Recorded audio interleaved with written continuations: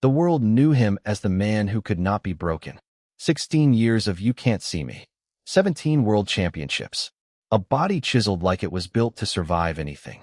But behind the bandana and the relentless smile was a man quietly counting down the days until it would all be over. There was a father he barely spoke to for years. A body held together by surgeries the cameras never lingered on. A marriage that ended in silence, and a second one built on second chances. And in December of 2025, a single tap on a wrestling mat that made millions of fans go completely quiet. How does a man who spent 2 decades telling the world to never give up quietly decide, on his own terms, that it's finally time to stop? If John Cena's story means something to you, leave a like before we begin. This one is for him. John Felix Anthony Cena was born on April 23, 1977, in West Newbury, Massachusetts, the second of 5 brothers packed into one house that never seemed big enough for all that energy. His father, John Cena Sr., worked in newspaper advertising, but his real passion was something rougher. He'd drag his sons to local wrestling shows and let them watch, wide-eyed, as bodies collided under bright lights.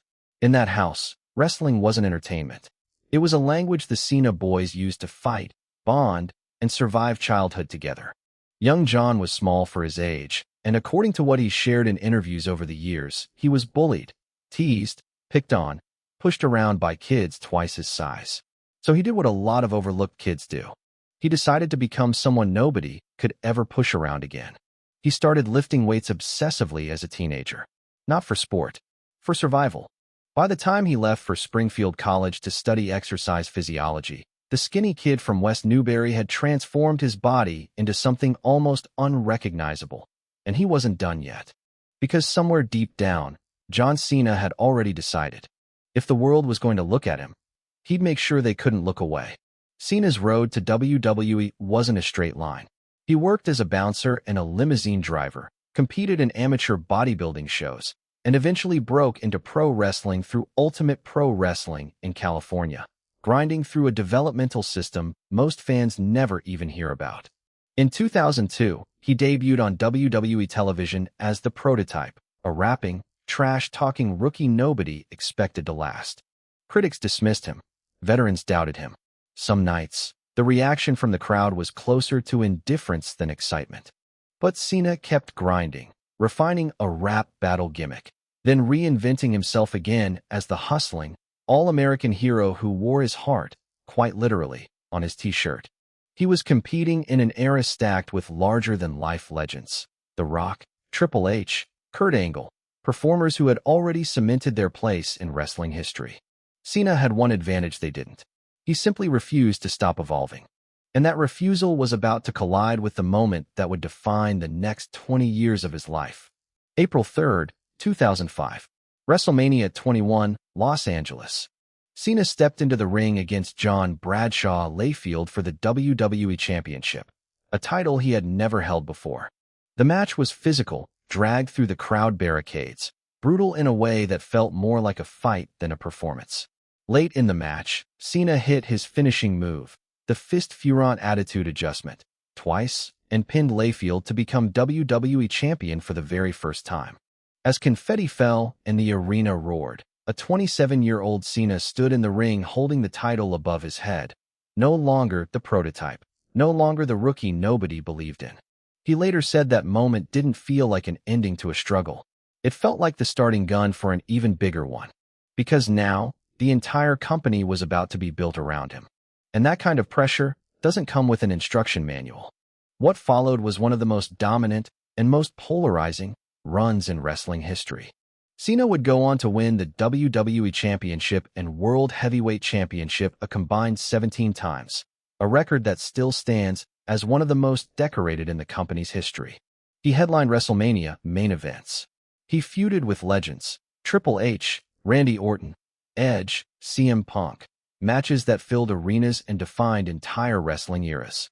But it was his rivalry with Punk in the summer of 2011 that revealed something different about Cena, a willingness to let his character be booed, challenged, even hated, if it made the story better.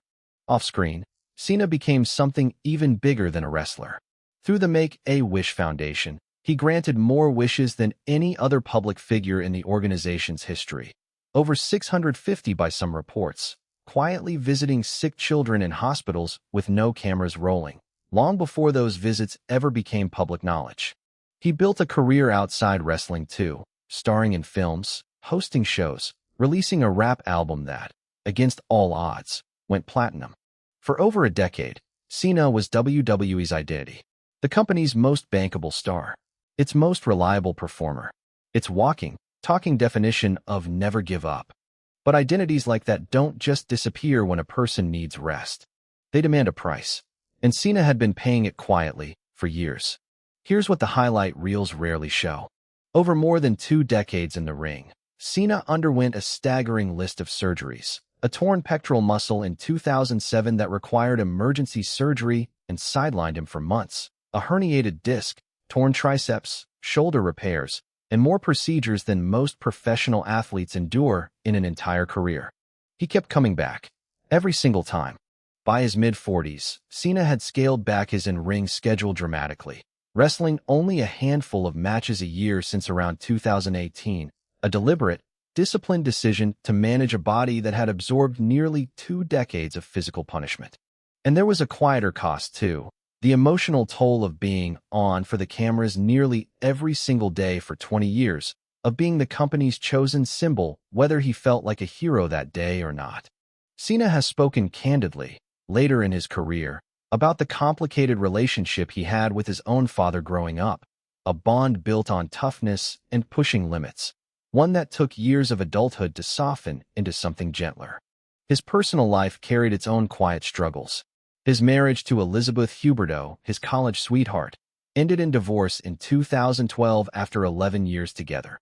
A private heartbreak that unfolded largely outside the spotlight, in stark contrast to the very public, never give up persona fans saw every week.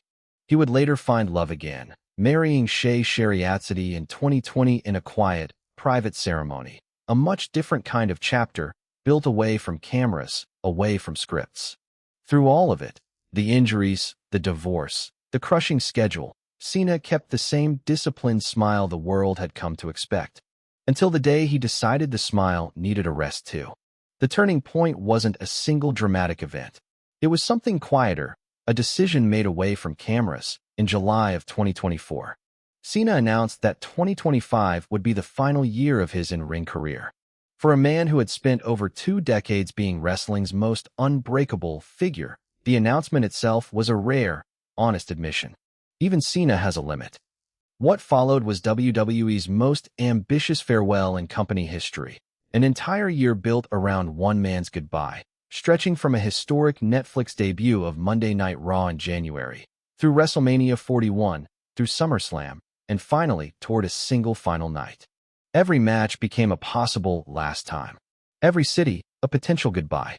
Reports throughout the year described the tour as emotionally complicated. Some fans and critics felt the send-off lacked the cohesion of a perfect final chapter. Others simply wanted to hold on to every remaining moment. Then came December 13, 2025. Capital One Arena, Washington, D.C.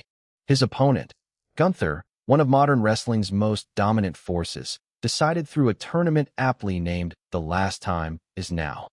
Nearly 25 minutes into the match, in front of a crowd chanting, "Don't give up," Cena was caught in a sleeper hold. And for the first time in his career, he tapped out. For a man who had built his entire identity on the words "never give up," ending his career with a submission wasn't just a storyline choice. For millions of fans watching, it felt like something achingly human. It felt like watching someone finally admit, after 23 years, that he was tired. After the bell rang, Cena did something no championship celebration had ever prepared fans for. He removed his gear, his shoes, his wristbands, and laid them quietly in the center of the ring. Not as a performer.